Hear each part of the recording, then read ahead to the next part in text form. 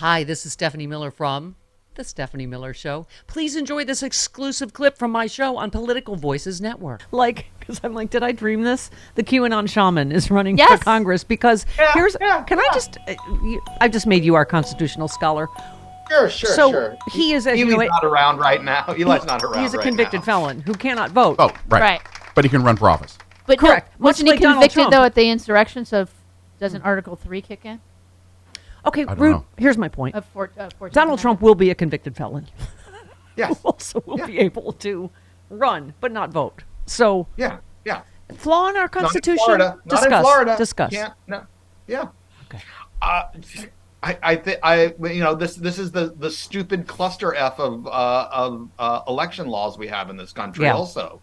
Yeah. About what makes you eligible one place and makes you eligible or what you have to prove for your eligibility in one place or another, where you can vote, how you can vote, how easy it is to vote, how hard it is to vote, how much you have to line up to vote. We're not a consistent country, Stephanie. Yeah. I don't think of you as happy clappy, and yet look at this piece just a few days ago was so nostalgic and you're so sweet. You were just glorying in our victories from last week. Oh, this before we hit full-on Hitler this weekend and fascism and camps and stuff. But this was a younger, sweeter Rude Pundit. Innocent. He was innocent. More innocent. Innocent, yes. Just innocently, He came downstairs. He had a new bike under the Christmas tree. That's it. Riding my bike down the street to the bar. In last night's absolute ass-reaming of Republicans, Democrats proved the best strategy is just to be Democrats. That means supporting abortion rights without any of the bold equivocating that gives credence to anti-choice arguments. That means calling out the culture war for the plain idiocy that it is, and that means polls don't vote. Thank you. A number of, obviously, women came for you. You said Gen Z is coming after you, mother. I love that we finally have a generation that has no reason to believe in the moronic myth of the good Republican. They grew up with racist attacks on Obama. They watched Trump turn the joint into a plague-ridden hate camp. They saw Republicans at every level merrily go along with it. They are woke, and your mocking of their wokeness makes you into everything they despise. They have queer friends, they have trans friends, they have friends of different faiths. They watched the George Floyd video, they marched in Black Lives Matter protests, then watched as you lied and said they were violent rioters, and then you banned the books you love. And are continuing to destroy the climate, which puts them over for their futures. Damn, you are with this generation. I mean, the turnout, and I'm sure you saw it. You're a college professor. I'm sure you saw the turnout up, I don't know, in the something 100% at many campuses, right? There was some at universities, like I think it was Temple University in Philadelphia, where there was also a mayoral race, but that was up 500% from the last 200, 300, 500, depending on the school. Ridiculous numbers because they are sick of being the punching bag. And it's not like you're doing anything for them. You are doing everything possible to make their futures miserable.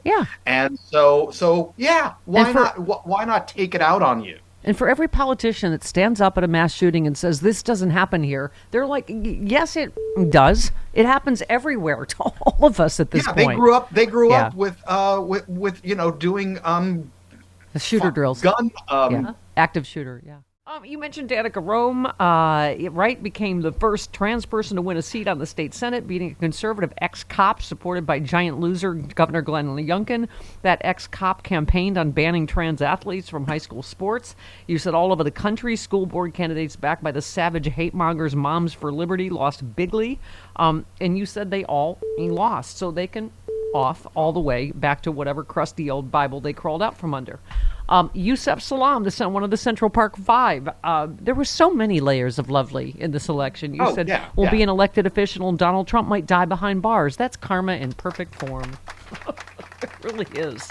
They were I mean, and this is what the third election where we've seen that the third election cycle where we've seen the Democrats are just Yeah. running the table. I mean, Yeah. it is overwhelming, the response to Dobbs and the lack of response in so many other issues. If Yeah. you don't think that Gen Z is concerned about climate change and will vote for anybody who's going to do something versus those that are sitting back and going, no, more coal, Yeah. you are setting yourself up to lose. Yeah.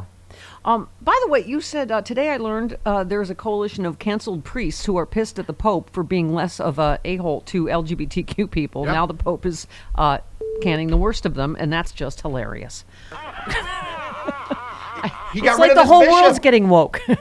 Yeah, but he got rid of this bishop because the bishop, and they belong to this group called the Coalition of Canceled Priests. It only would have been better if it had been like the Coalition of Canceled Cardinals, all spelled with a K. Yeah. There's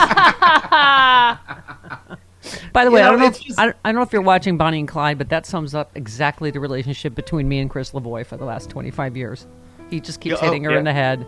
She's snapping at him. He's like, I'm touching you. I'm touching you. I'm like, stop it. Quit it. Stop touching me. And then he stopped as soon as now you started the talking Pope about has, it. the Pope has said, hey, you know what? We don't have to be total, d-holes to trans people. We can actually just treat them like human beings. Yes. It would And, make me happy and if the Pope has used that word, a d-hole. But okay. if the Pope isn't what? It would make. Oh, wow. Oh, rude Pundit has set off the Bonnie and Clyde patrol. Okay, everybody's Just saying his name means Pope. His name means Pope.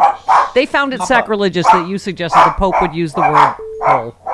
Okay. Oh no, the Pope uses What's that on happening? a regular on a regular basis when he's sitting there and they're telling him that this bishop is saying that we need to conform to old style Catholicism. That Yeah. he's just there. Oh, what d-holes do I have to deal with?